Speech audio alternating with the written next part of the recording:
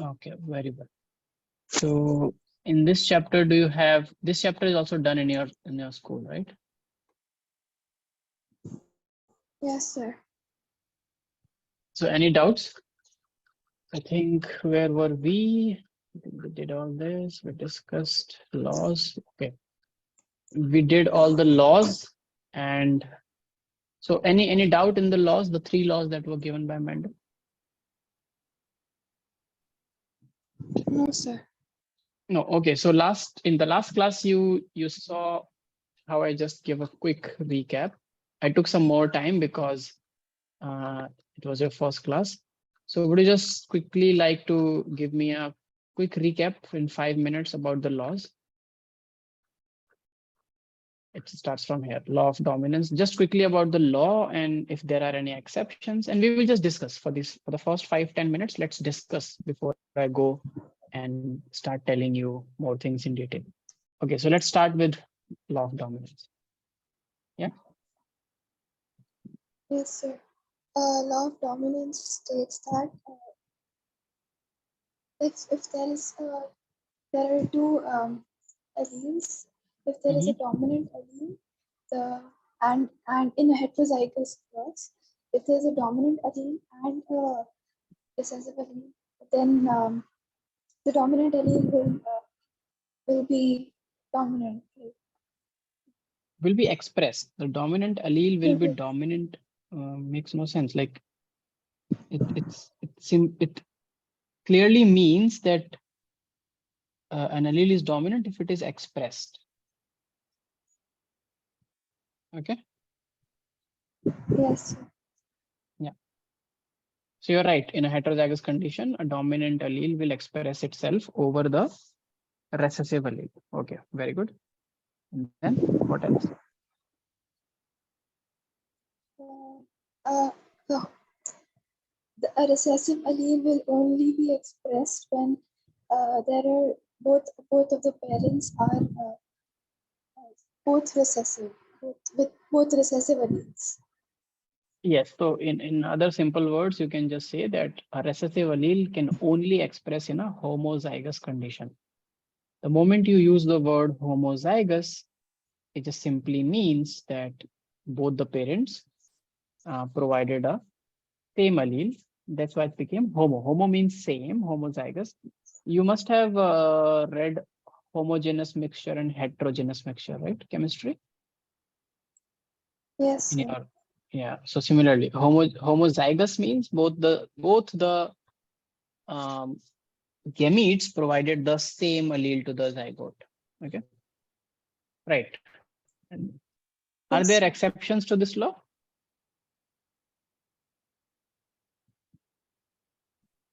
Are there exceptions to this law? Uh, Law of dominance?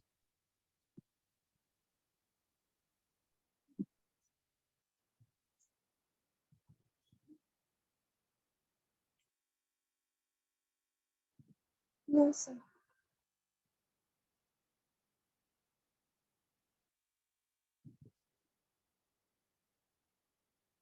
Law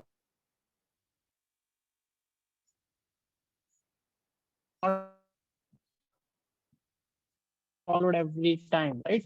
Law of dominance. So your voice is cracking. And the flower color of it.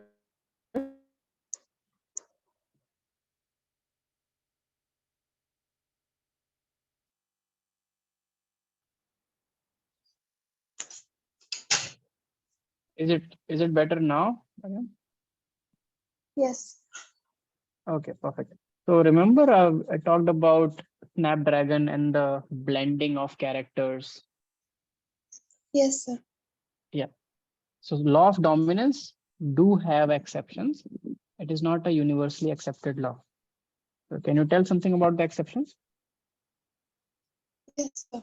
Um, when in a heterozygous condition, the first exception is there will be with the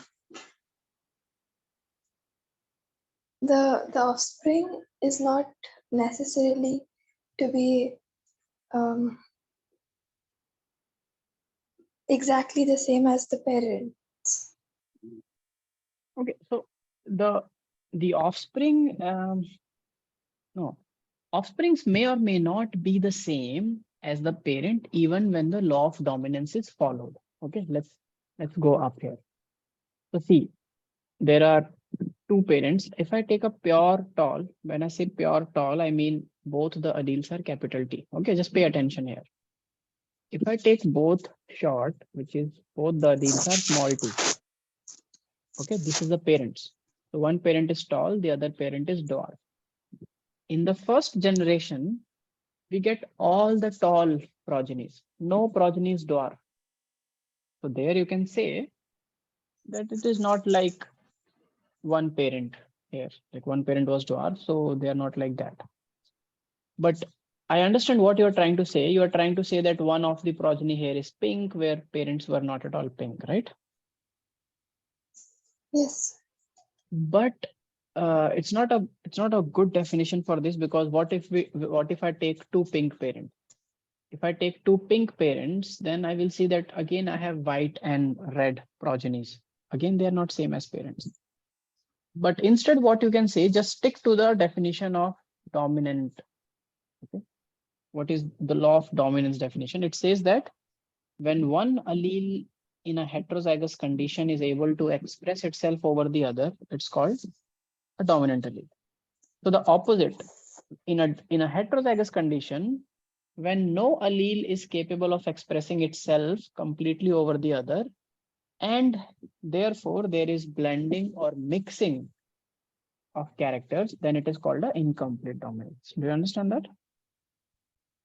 Yes, sir. Yeah. So go ahead, try for yourself. Try me explaining this part again quickly. When two parents are when two parents don't dominate, don't are Not equally parents. dominant. No, not parents. Allele. When in a heterozygous condition, let's write it. Write it down. Law of, sorry, the incomplete dominance states that, or not states, write down, incomplete dominance occurs when incomplete dominance occurs when in a heterozygous condition, in a heterozygous condition,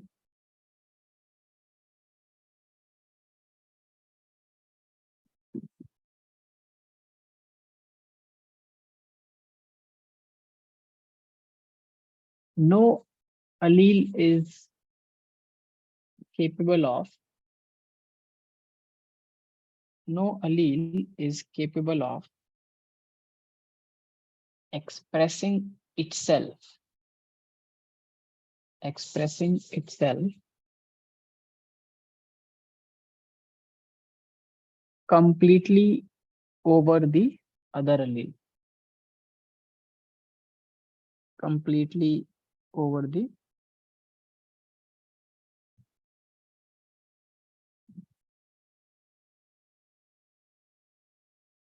other allele.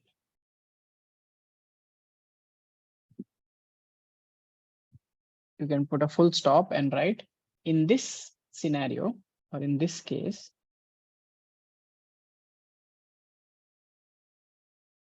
in this case, blending of characters takes place.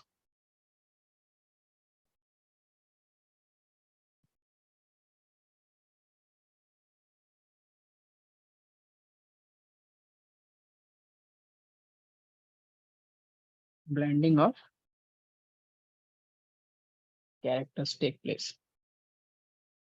Is that clear? Yes, sir. Perfect. So we're not talking about parents at all. We're just talking about the Yes. yeah, alleles. Okay, Yes, sir. perfect.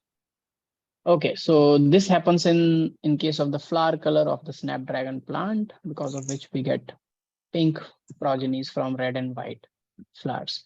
Okay, what was the other exception? Quickly.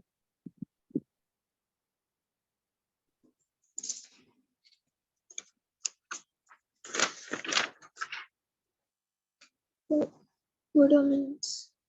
Codominance. So what do you understand by the word codominance? When both the alleles are equally dominant. Yes. And how will you explain that then? Right, quickly. Uh, when both the alleles are equally dominant, then uh,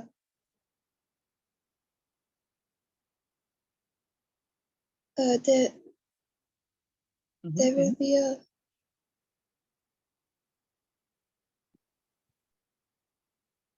Alleles are always expressed, right? So genes are expressed to form proteins.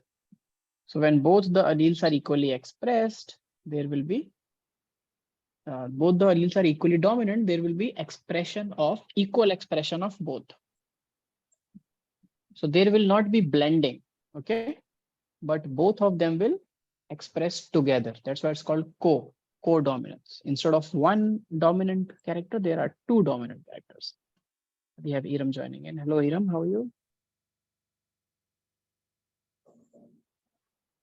Hello, sir. I'm good. How are you? I'm good, I'm good. So Parker is giving a quick recap of the last class, and we are also going through some of the doubts that she has, okay? Yes, over to you, Parker. Codominance. How will you explain it in ABO blood grouping? And Iram can help you if she wants to. in blood groups. Yeah, what happened? Where is codominance in human blood group? Codominance when both the alleles are A. If both the alleles are A. Is that true, Iram? No, sir. That's it. No. So let's go back to Parker. So look here, Parker. What are the alleles here? In this case, where my cursor is. Capital T, capital T. Right? And how is it different from this case? Is it different? You said when both the alleles are A versus when both the alleles are T. So here also there should be codominance, right? Do you think there is codominance in capital T, capital T? No, sir. No.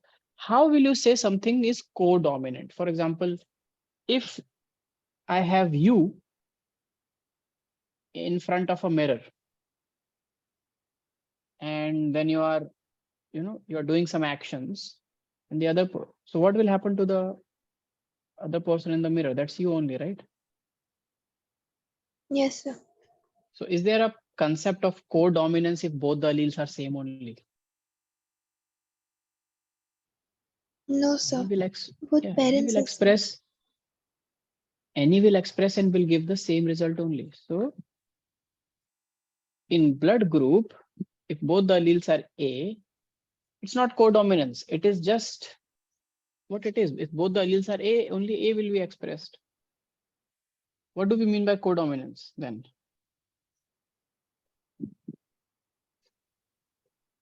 With blood group, sir.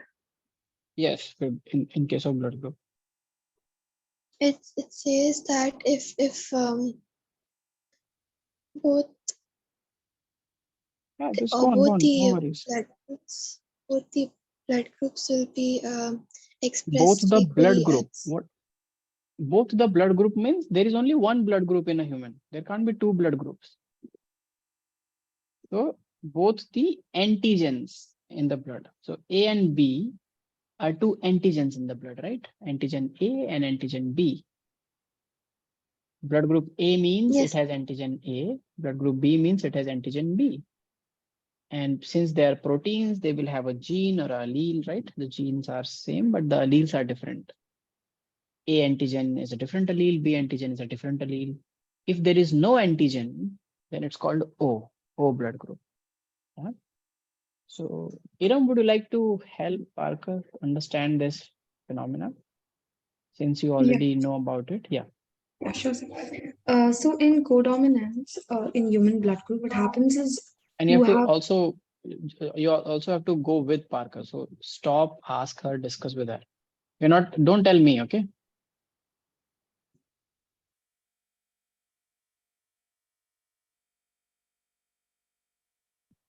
Are you there, Iram? yes, sir. Yeah. So here what happens is both the antigens A and B expressed equally. Mhm. And what does that mean? Expressed equally means where are these antigens In the blood. present? Where in the blood? On the surface of RBC. Yes. So these antigens, Parker, are present on the surface of RBCs. Okay. So they are like proteins which are just present on the surface of RBC. Now, normally your RBC surface can have A or B or no antigen. But in case where both one parent gives an allele for A antigen and the other parent gives an allele for B antigen, okay, through their gametes, then in the kid, in the progeny, there is AB. Now, whenever A is present with B, do you realize that it is like a heterozygous condition? It is a heterozygous condition, correct? Yes. Yeah. So in a heterozygous condition, all these phenomena, whenever we define in a heterozygous condition. So in a heterozygous condition where both A and B allele is present, both are expressed equally. So the RBC surface has two type of proteins in people who are AB blood group. It has A antigen protein also and B antigen protein also. Is that clear? If you have any doubt, you can ask to Iram because she explained you this thing.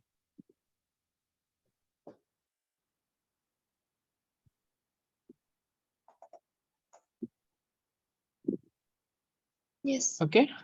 Okay. Perfect. Yes. So these are the two exceptions. And since Iram has joined, Iram, would you like to quickly talk about the other two laws and if they have any exceptions?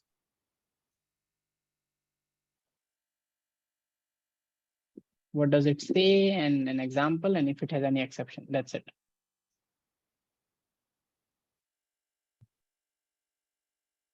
Yes, sir.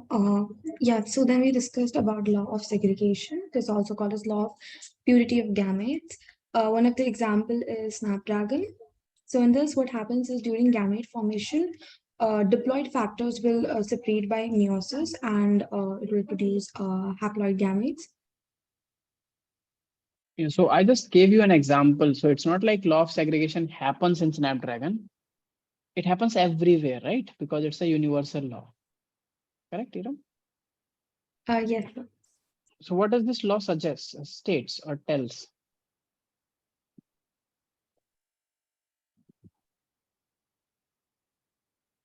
If I ask you, what do you have understood from the law of segregation from our Yes, sir. last class discussion? Yes.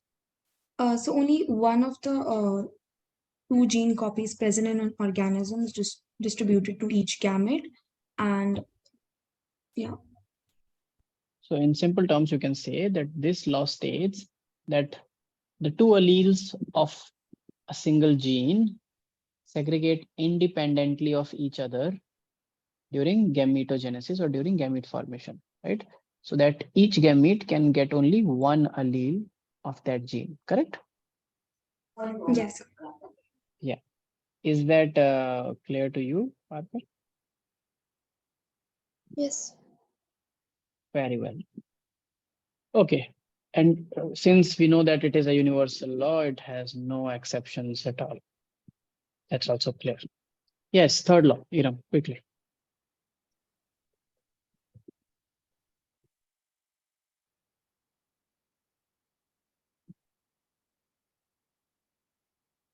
Yes. Law of independent assortment. This law states that the alleles of two or more alleles of two or more different genes get sorted into gametes independently of one another. Okay. But I think you are the only one who was talking about that this law operates at the level of genes and not alleles. Alleles Yeah, sorry, I was segregate. about to say Yeah, genes. yeah. Alleles Genes will segregate. segregate. Yes, alleles segregate independently of each other. That we already know from law of segregation of gamete, law of segregation or law of purity of gametes. Law of independent assortment basically focuses on that two different characters for which there are two different genes. They also segregate independent of each other. So genes also segregate independent of each other, and when they go into their respective gametes. Can you give an example? We used an example which is on the board. Can you explain through this example?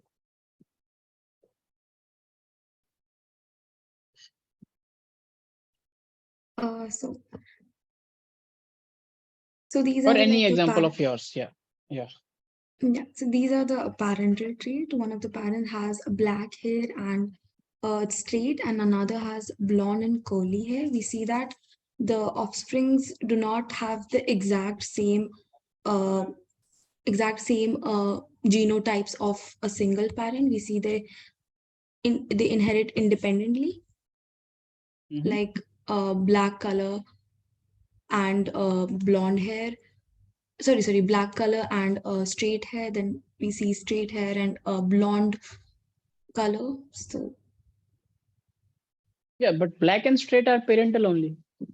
So it is also possible that, not just possible, it always happens that there will always be progenies that will have parental genotypes. Those are called parental genotypes.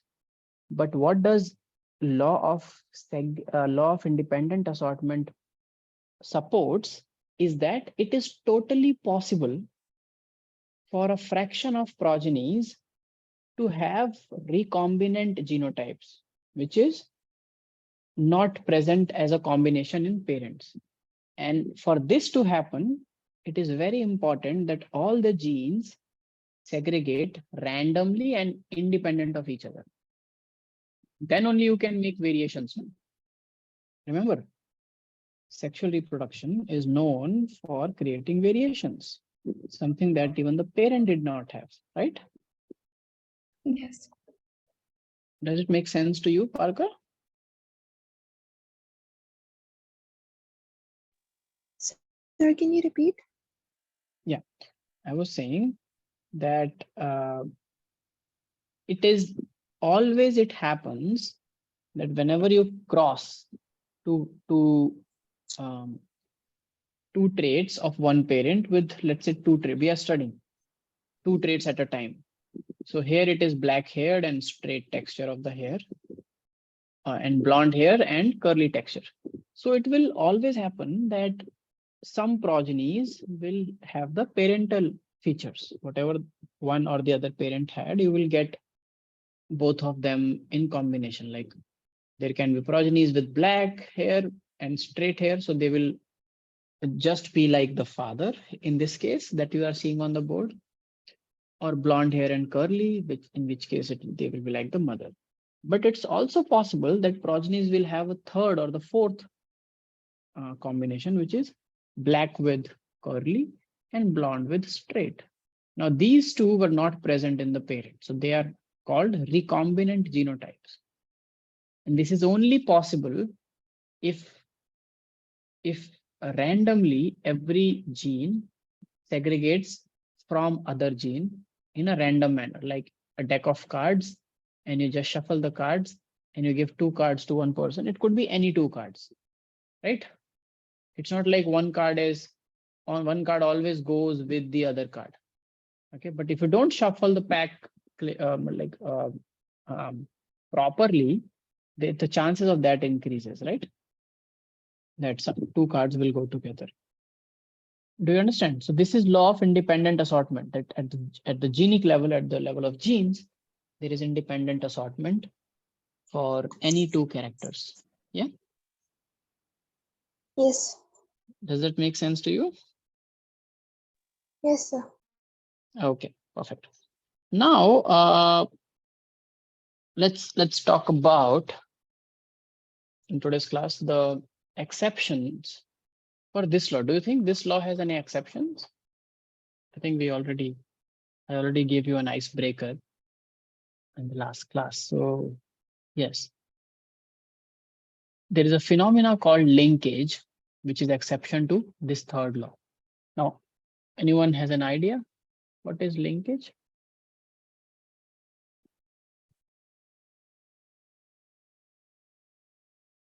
What does the word linkage mean to you? What do you think it means? Association. It means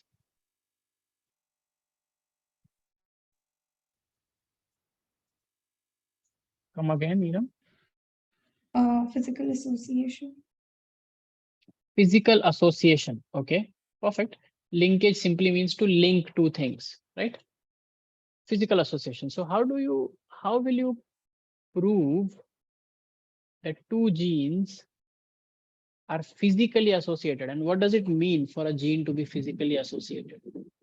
Remember the basic definitions of gene and then answer. So basically gene is defined as Segment of DNA. a segment of DNA, correct, Parker? Yes, sir. So in what scenario? See, you have to start thinking. If you start thinking, then things become really easy in biology. So think of DNA as a very long thread. And when you have to make recombinations, you have to break the thread and rearrange it. Okay, we will come to that part in some time. But if you are saying that law of independent assortment will have exceptions, what kind of a proof will make you believe that?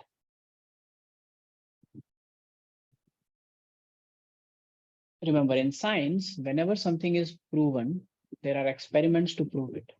So Mendel did a lot of experiments on pea plant, where he took these two characters, plant height with the pod color, seed color with the flower position, flower color with the seed color with the pod color. All these different combinations he tried. And every time he figured out that in the progenies, you will have both parental as well as recombinant progenies. So he was quite convinced and sure that, okay, this can be one law. And he pressed upon this thing, this concept that genes are independently assorted. Now, luckily for Mendel, all the traits that he studied in pea plant were truly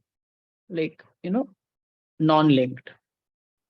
But then many years later, remember I told you about scientists independently figured out his work, right?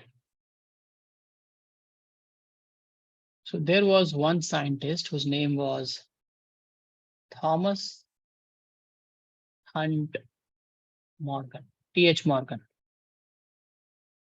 Anyone of you have heard about him, T.H. Morgan? Yes, sir. Yeah. So T.H. Morgan, he decided to do similar kind of genetic experiments, but not on a plant model, on an animal model. And the animal model that he used an animal model system, which was fruit fly, also known as Drosophila melanogaster. You don't have to necessarily mug up this name. With enough number of discussions, it will just come into your memory. It's called fruit fly because it's attracted towards fruits, and in nature they eat fruit, they lay eggs in ripening fruits.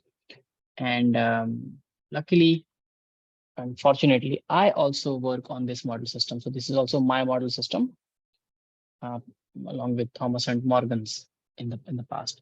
So it is one of the most popular model systems on which people do science and research, and you can study a lot of things. So he decided to study genetics on these animals. And what he did, just like Mendel took two characters, it could be plant's height with pod color, Morgan also decided to take two characters at a time to study. So he selected two kinds of flies, which were like he did it with many different genotypes, eye color with wing shape, body size with something else. And one of those characters was a yellow body. So these flies have two type of bodies, either a yellow body or a brown body. So yellow body and white-eyed. Okay. So one fly had yellow body and white eyes. And let's say this was female. Okay, so this was the mother. Then it took brown body and red eye. Is that clear, both of you? Yes. Yes. Let's say this was the male one. Now, if he did this cross with multiple genes. Every time he was getting what Mendel got. So he was also like, okay, Mendel did a good work. We can also replicate the same thing in animals, which means, yes, these laws make sense. But when he came across this experiment, so now you tell me, according to Mendel, if his law would have followed, what will you see? When you cross yellow body, white-eyed flies with brown body, red-eyed flies, what will you see?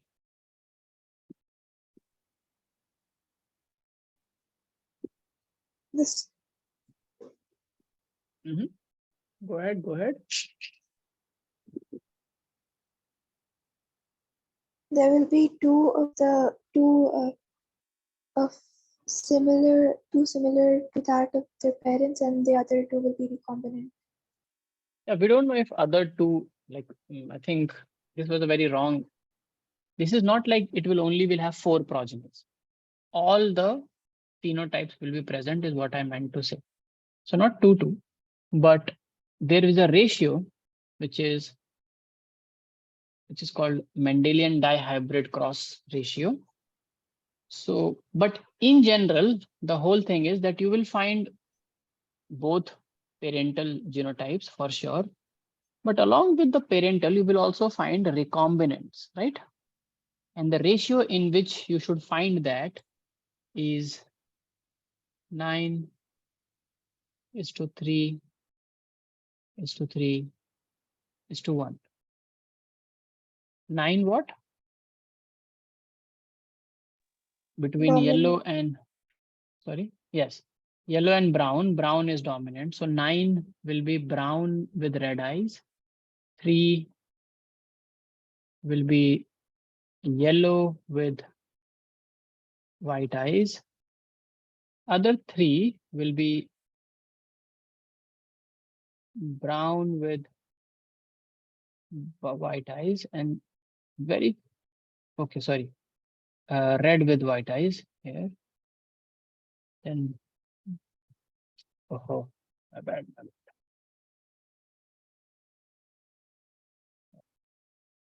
Yellow with white eyes. And then there will be, what is left? White body. Yellow with red. Yes, Yellow with red eye, let's say. Okay. So both are recessive. So I think this one will be it. Sorry, let me, yeah, because red is dominant. So yellow with red will be this, and yellow with white. So we see that in this ratio, we have all 4 phenotypes present if it follows the Mendelian ratio or Mendelian genetics. He was getting it till now, but when he did this, he realized that this is not being followed. Okay. Now he thought maybe there is something wrong. Maybe I did something wrong. It was working very fine till now. Why will it not work all of a sudden? He did the cross again. Yellow bodied, white eyed, brown bodied, red eyed. Again, he found that the ratio is not followed. He did it again found the same result. Now, when you do it over and over, you cannot make the same mistake, right? Because you start keeping controls and you're doing it in a more cautious manner. Then he again went back, tried something else, and it worked. Then he came back to this, it did not work. Then he realized that, okay, most of the genes are following what Mendel said, but some genes are not following independent assortment rule. And two of those genes that Thomas found, which were linked, was these two. The gene for body color.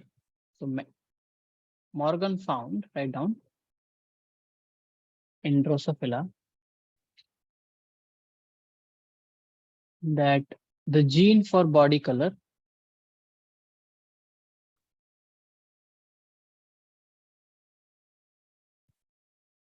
was linked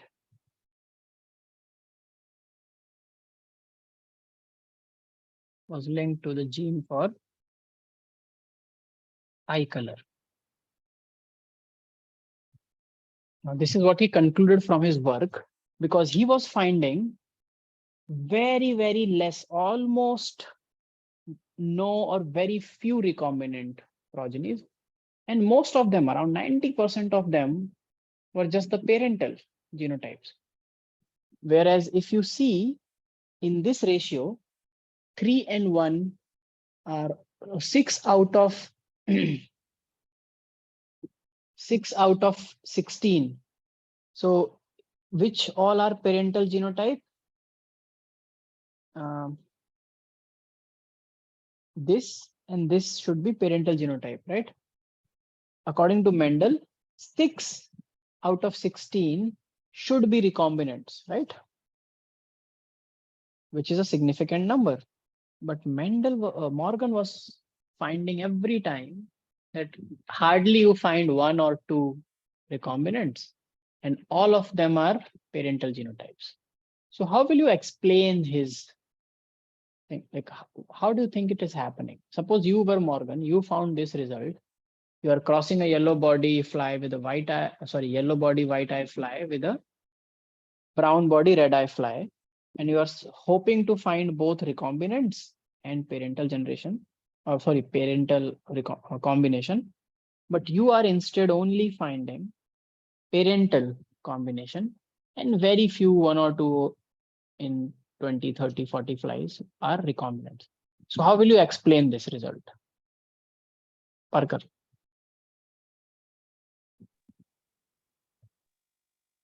You have some background knowledge. The knowledge that you have is that genes are physical, like genes are segments of DNA. Genes are present as the part of the DNA in that long thread called chromosome. Two genes can be present, adjacent to each other or far away from each other. So this is the knowledge that you already have from previous research. And you found this system where only parental combinations are present mostly. Yes, Parker, how will you define that? How will you explain that?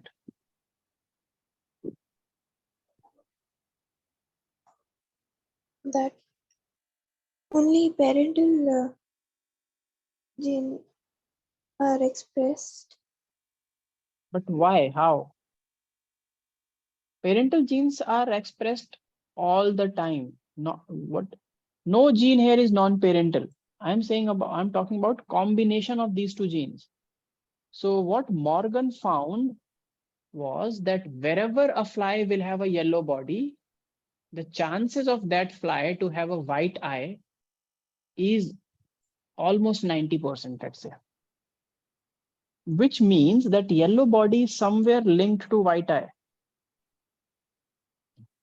Let me explain it like this. So let's suppose that Parker and Iram are best friends. Okay, you both are best friends, and wherever you both go, you go together. So, and this we all know. So in a party, if I can spot Parker, I will be almost 100% sure that, oh, Iram must be also around, unless and until she's not well or something very rare phenomena has happened, which is like, let's say 5%. So 95%, there are chances that if Iram is there, Parker will be there. If Parker is there, Iram will be there. So this kind of association will be called a linkage, right? Both are linked together to do certain activities. Do you understand? Yes. Yeah. When it happens with genes, we can only explain it by this. So genes are present on chromosomes, correct? Yes, sir. And if they are present very close to each other, let's say just next to each other, then the chances of them separating is very less. But if they're present far away from each other, they can be separated easily. Okay, and new recombinations can be formed during gamete formation. Does that make sense? So it is actually physically where are they present? Let's say if two genes, let me ask this question to Parker. So Parker, how many chromosomes do humans have? 23 pairs. 23 pairs. Pick any two chromosomes that you would like to talk about. Like you would like me to talk about. Chromosome 1 and let's say chromosome 5. Or any other pair you would like to pick. Chromosome 1 and chromosome 5. 1, 5. Okay, let's say. So let's say the gene for, let's assume this is, I don't know if this is correct. This might be wrong, but we're just assuming. Let's assume the gene for your eye color is on chromosome 1. Okay. And the gene for the shape of earlobe, whether the earlobe will be joint or free or big or small, is on chromosome 5. Okay. So do you think how many times there are chances that if you have one eye color and one particular shape of the earlobe, the progenies also will have the same eye color and the same shape of the earlobe like the parent? If they're on two different chromosomes, there are always high chances of them segregating, right? Yes, sir. Yes. Yeah. But if they are present, let's say these two genes are present on the same chromosome, chromosome 1, and they are sitting adjacent to each other. Now their chances of going together in the next progeny increases significantly. Make sense? Yes, sir. Okay, perfect. Now let's write it down. Write down linkage between genes. Linkage between genes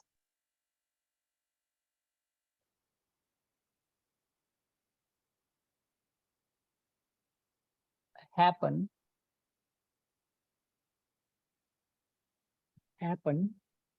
due to physical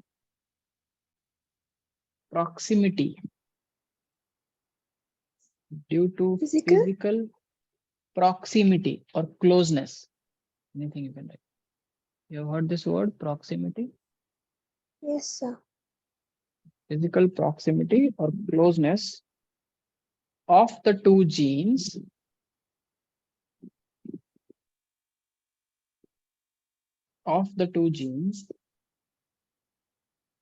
on the same chromosome. On the same chromosome.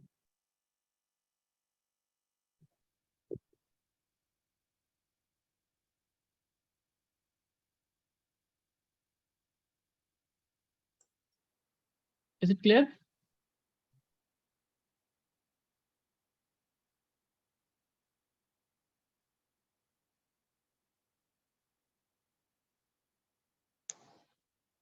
Yeah.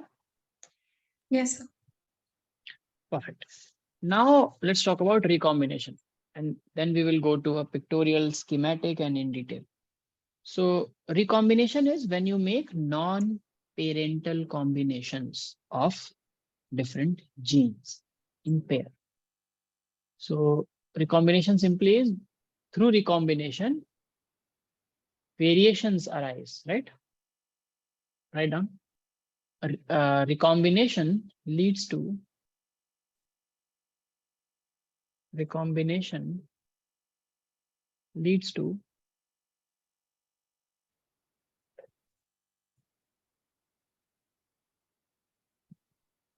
generating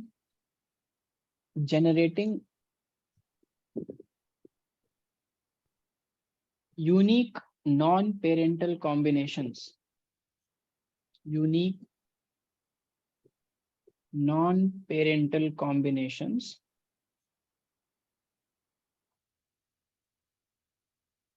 of genes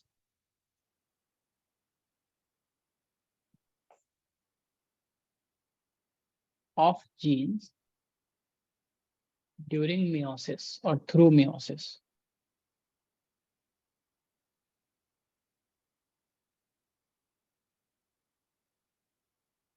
Okay. Now, if I ask you, tell me, if I want to establish a relationship between linkage and recombination,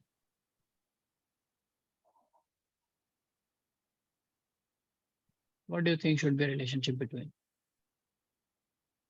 You do it all the time in physics, right? They're inversely. They are, you said, inversely proportional.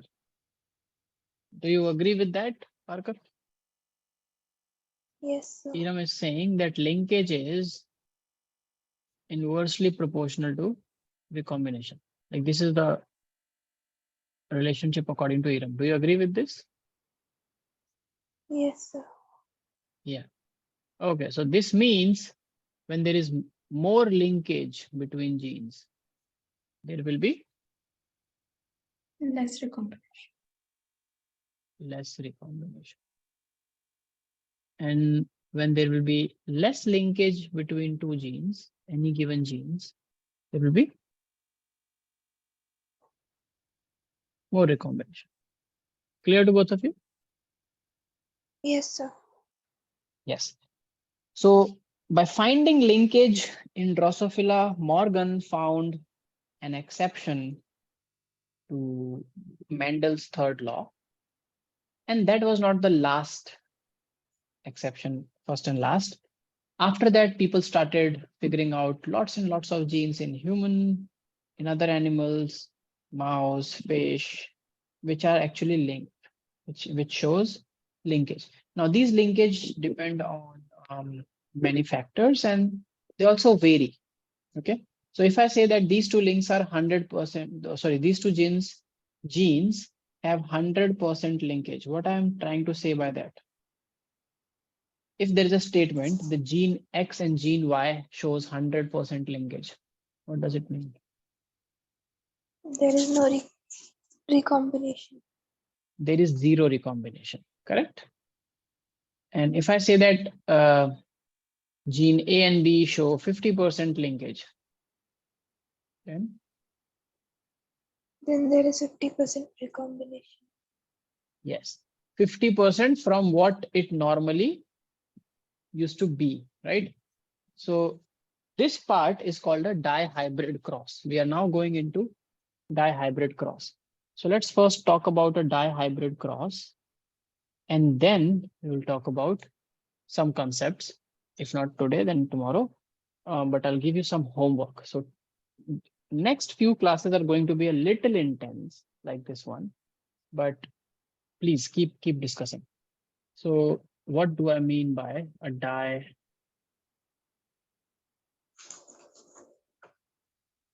hybrid cross. A dihybrid cross is where we take two characters at the same time to study. And let me just tell you, in biology, it's not like mono or di. In biology, every gene is inherited with every other gene at the same time. So humans have around, how many genes do humans have? Any idea how many genes we have?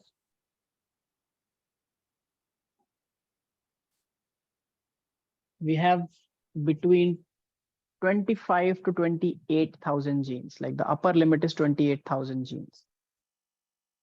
Okay. Somewhere between 25 to 28. Some books say 26 to 28. But you will not find books stating more than that. So all these 28,000 genes are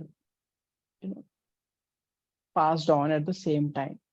But just for the sake of understanding too, like anything, we start with simple models. So tell me any two favorite genes of yours from the 7 genes in pea plant. Mariam, what is your favorite gene from the pea plant that Mendel studied? Yellow and Yellow what? Seed pea color or pod color? seed color. Seed color. So you choose yellow seed color. Okay. And And let's take capital Y, and small y. Okay. And other character? wrinkle. Wrinkled. Okay. Wrinkled and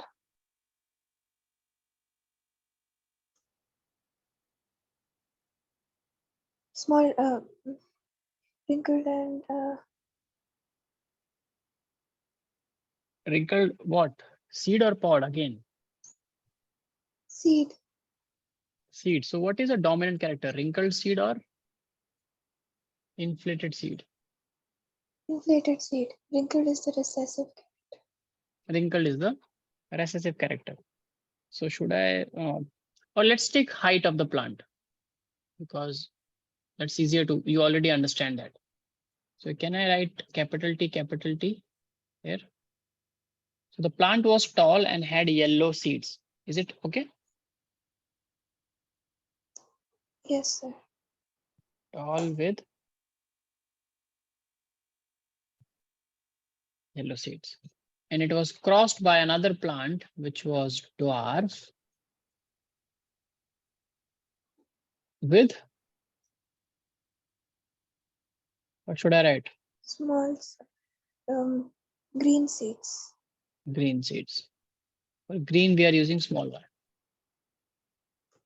Now, in this case, how will you make a Punnett square? Tell me.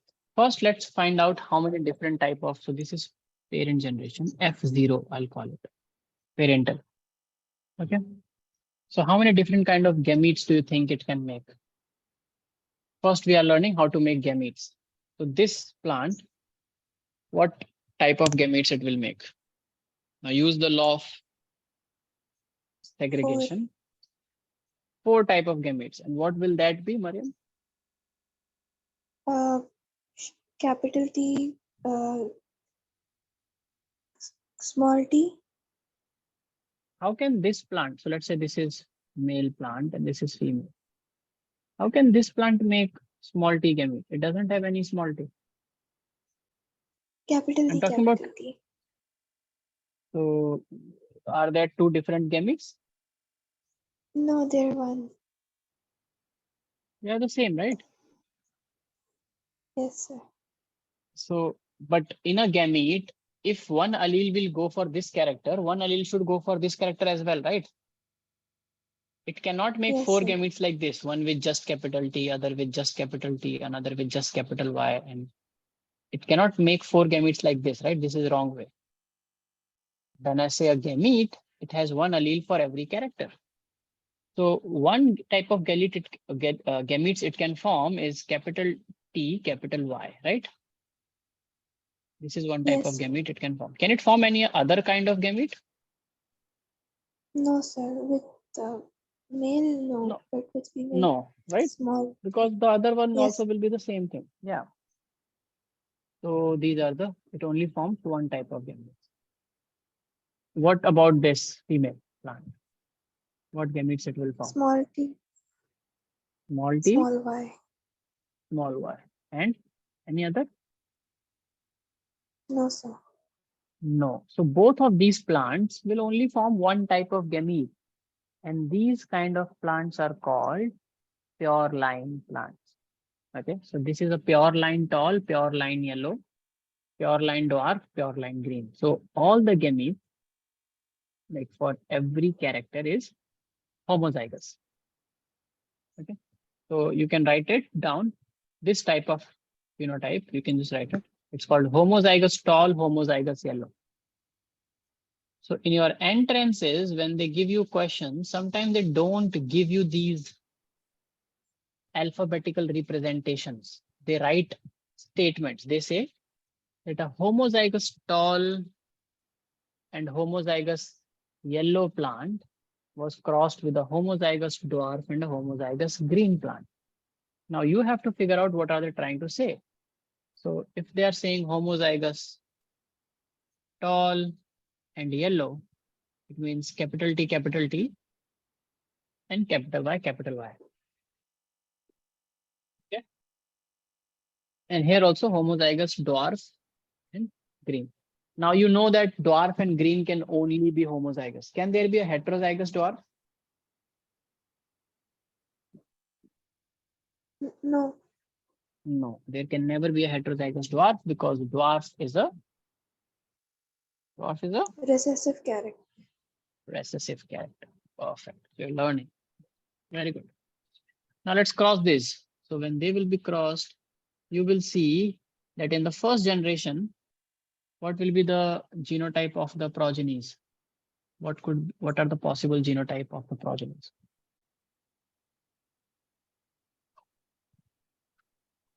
Capital T, capital Y. Capital T, capital Y. Okay. Capital T, capital Y. Capital T, But small y. capital T, small y. Small t, capital Y. Small t, capital Y. Small t, small y. So these are all progenies. Yes, sir. So you are saying 1, 2, 3, 4 different kind of progenies. F1 generation. Iram, do you think it's correct or what do you think? Can these be 4 different kind of progenies?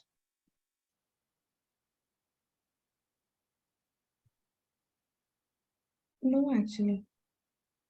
No, there's one thing that is not making sense.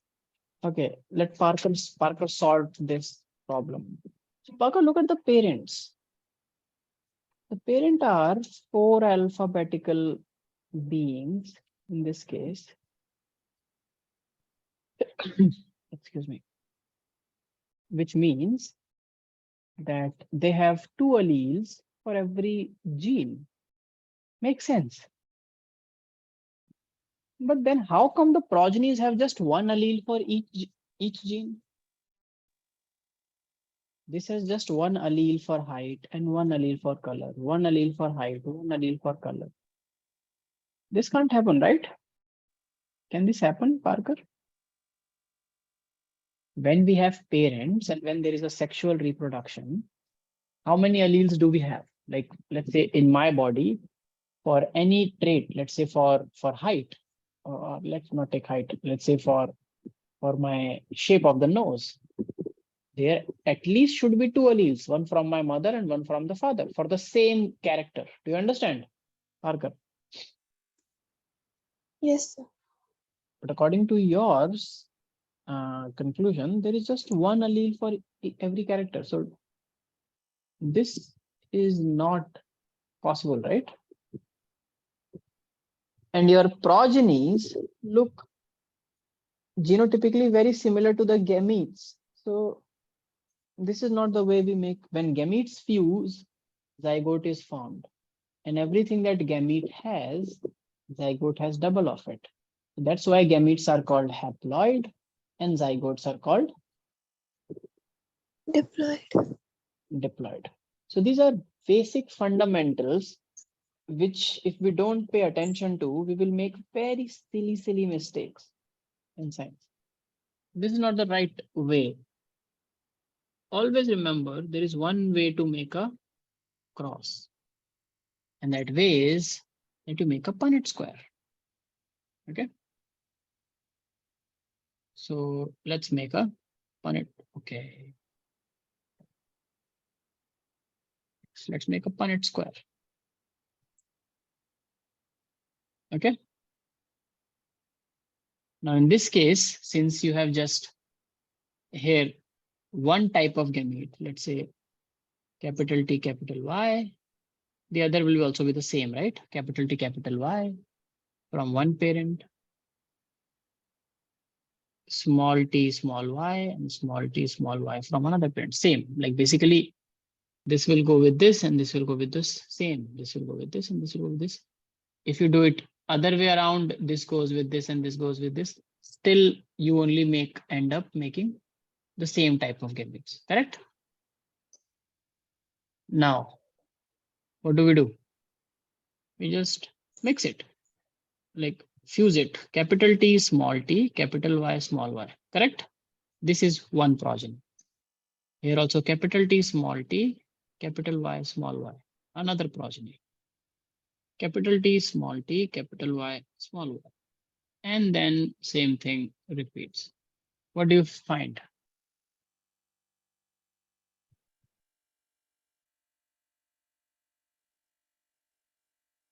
What do you find? All of them are same only, right? Yeah. So you will, and tell me, genotypically all are same genotype. And phenotypically all will be? Same. Yes, all are tall plants with yellow seeds. Am I right or am I not right? Yes, sir. Yeah. Yes. But are these tall and yellow seed plants same as their parent tall and yellow? No, sir. No. No. What is the difference, Hiram?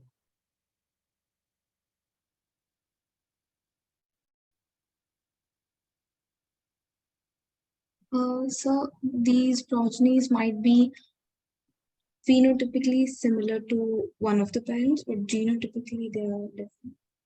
Right. Genotypically they are not same. So that's what I'm asking. What is the difference?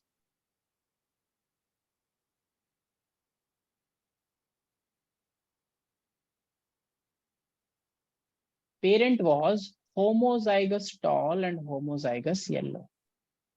But progenies are heterozygous tall and heterozygous yellow. Make sense? Yes. Because there is law of dominancy between the alleles in this case. No incomplete dominance, no codominance. So write down all the F1 progenies are heterozygous tall and heterozygous yellow seeds. I'm going slow, repeating multiple times because I know from my own experience and from the students that if you do not form the foundation of genetics properly, it becomes super difficult to pick up and excel at. But if you devote some time, work on the fundamentals, once those are strong, any question in genetics will be a bounty question for you. You will just like those questions. Because in genetics questions, believe me, zero memory is required. All you need is processing. You need to understand the concepts. You do not need to remember. Forget about capital T, capital Y. I give you any combination, B, C, D, any alphabet, and give you some rules that here law of dominance is followed. Here incomplete dominance is followed. You will just be able to find the right answer and ratio of progenies. Do you understand, both of you? Yes, sir. So that is what our aim is.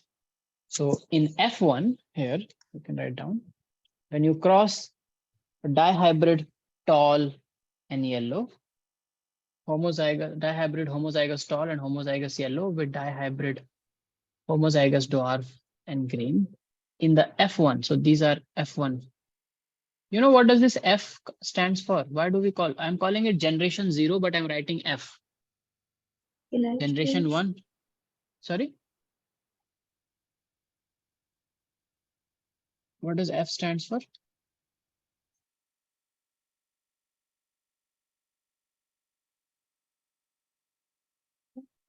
You're saying something, Marin?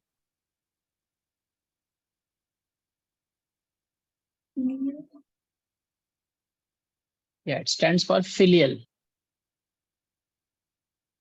Filial 1 and filial 2, filial 0. Filial means generation, not an English. So F1 is quite sorted. Okay. Now, whenever we have to understand what is happening, we self cross F1. Okay. If you self cross the F1, which means you take a capital T, small t, capital Y, small y plant, and cross it with capital T, small t, capital Y, small y plant. It's like selfing. Heterozygous tall, heterozygous yellow, crossed with another heterozygous tall and heterozygous yellow. Now, so this is F1. Now let's talk how many different gametes can be formed here. How many gametes do you think, if this is the male, this is the female, how many think the male plant can form? 4. 4. Okay, Iram says 4. What is your take, Parker? 4. 4. And would you like to tell me what are those 4, Parker?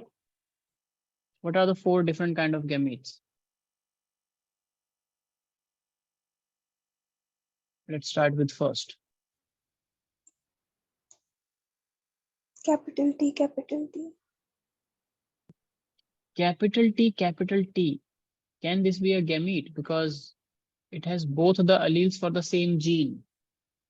Where is Y? And there is no other capital T here. How can it make another capital T? Try again. Capital T, capital Y. Okay, now you're talking. We just need to have patience, okay?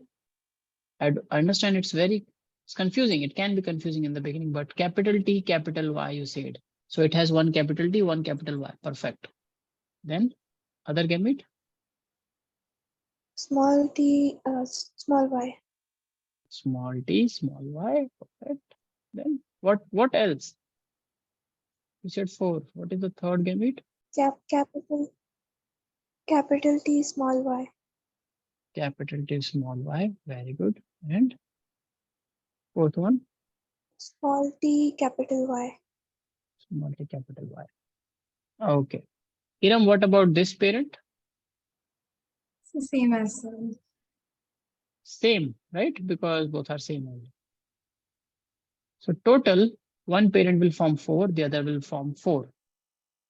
Now, I want both of you to quickly make a Punnett square. Now this time, your Punnett square will have total 16, right? You will write gametes here. Sorry, I took it too long. Let me just take it. Okay.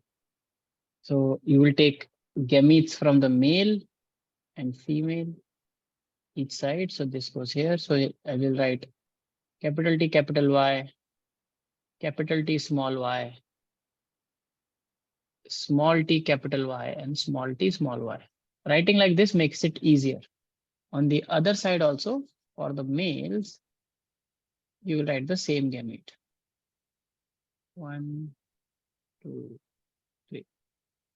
And the gametes will be capital T, capital Y, capital T, small y, small t, capital Y, and small t, small y. Correct? Now, can you quickly fill this? Yes, sir. Yes, sir. Yes, do it. And tell me, when you fill this, you will find two things, phenotype and genotype. So you have to tell me the phenotypic ratio and the genotypic ratio for F2. Okay. How many different kinds you see? Quickly do it. I'm giving you 3 minutes.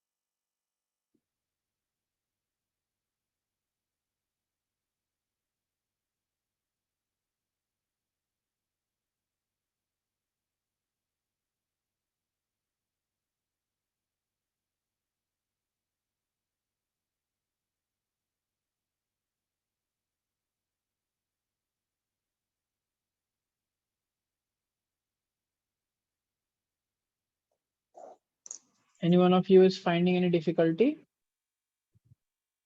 No, sir. Okay, perfect. So the phenotypic ratio is 9:3:3:1. Okay, we have Parker's answer that the phenotypic ratio is 9:3:3:1. You also have to tell us what are those phenotypes. What is 9? 9 is tall and uh, Yellow. tall and Tall yellow. and yellow is 2. What is 3? Tall and green. Tall and green. Then what is another 3? Then dwarf and yellow. No, yeah, dwarf and yellow. Okay, dwarf and yellow. And then Dwarf what and is 1? green. Dwarf and green. Dwarf and green, right? This is Yes. your, okay, just array selected. Yeah. So that is your 9:3:3:1, correct? Yes, sir. And what about you, Iram? Can you tell the genotypic ratio?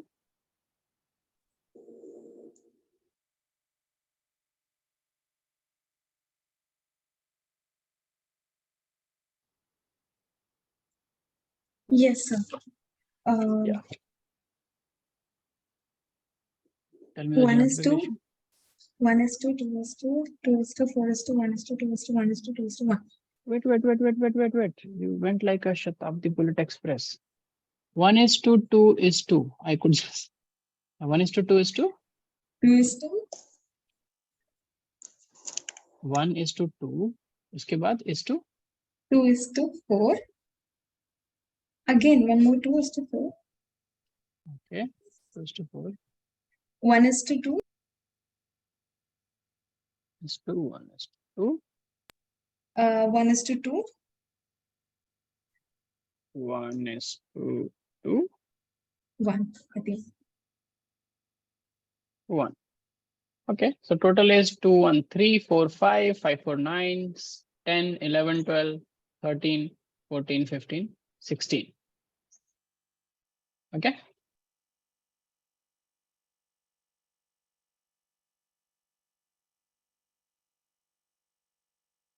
Okay. Now let's Sir? fill it first. Yes, Mariam. Sir, how can you explain how the genotypic ratio is that? Yes, exactly. We're doing that only. Let's do it. So what should I write in this? I will just keep filling. You keep telling me if keep proofreading, and if I'm wrong somewhere, just tell me if I'm wrong. So this will be capital T, capital T, capital Y, capital Y, capital T, capital T, capital Y, small y, capital T, small t, capital Y, capital T, small t, capital Y, small y, capital T, capital T, capital Y, small y. Here there are both small y. Here it's both heterozygotes, both small y. Sorry.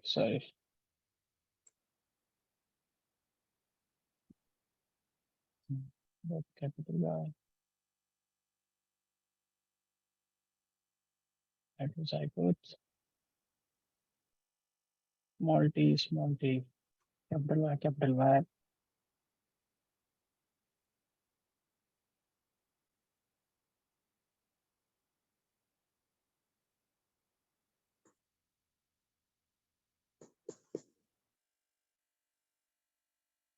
Both small y.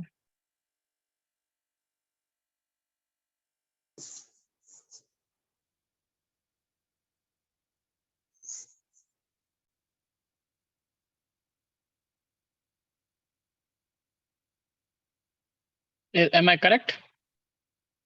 Yes, sir. Okay. Now, phenotypic ratio, you can easily figure out like you did, which are tall. And you said there are 9 tall and yellow. So let's find those 9 tall and yellow. One is this tall yellow, tall yellow, tall yellow, tall yellow, tall yellow. 6th, 7th, 8th, 9th. Right? Anything else? Anyone? Right? These 9 are tall and yellow, right?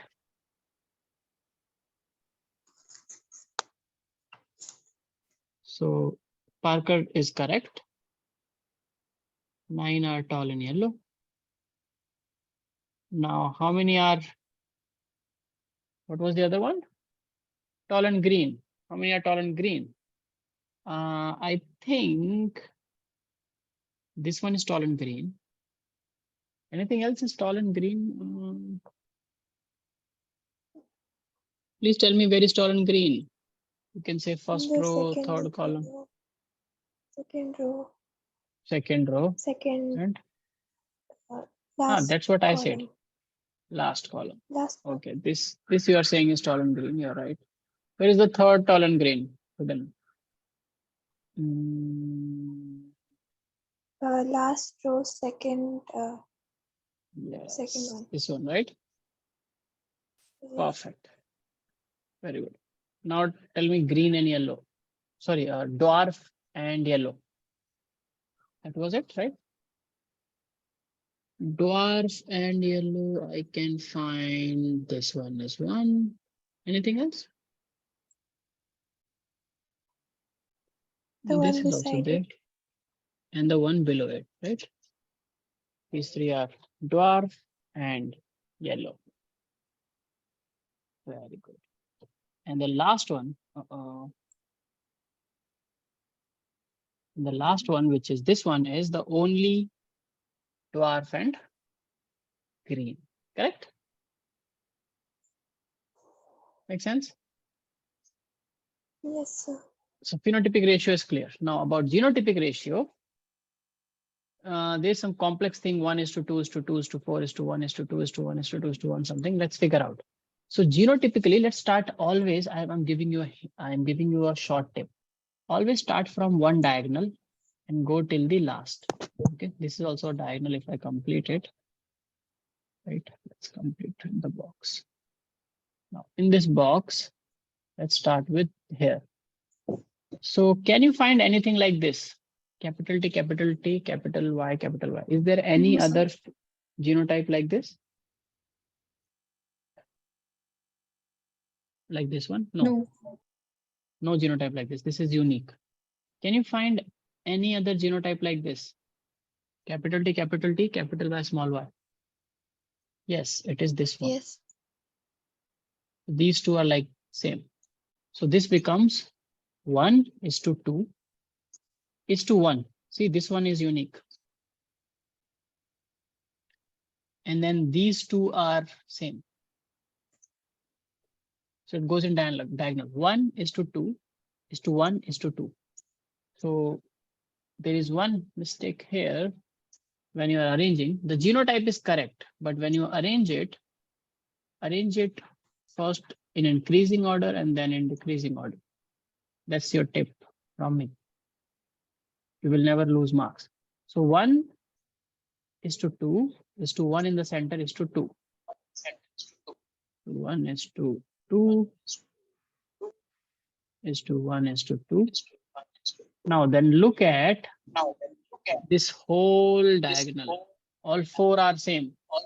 Capital T small t, capital Y small y, capital T small t, capital Y small y. Same Hey, here, your same voice here. is echoing. Yes. Is it fine now?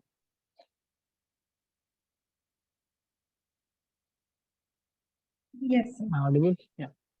So this is 4. All 4 are the same. So 1:2 is to 1:2 is to 4. Okay. This was ascending order. Now you start going back again. These two are similar is to 2. And this unique is to 1. Then these two is to 2. And this unique is to 1. So if you go then from 4, like 2 is to 1 is to 2 is to 1. So in a way, it is a palindromic ratio. It first increases 1, 2, 1, 2, 4, 2, 1, 2, 1. You read from here 1, 2, 1, 2, 4, 2, 1, 2, 1. Okay. This is the genotypic ratio. Make sense, Parker? Yes, sir. Okay, so that's dihabit cross for you. Let's stop here for today. In the next class, I'm going to give you an homework.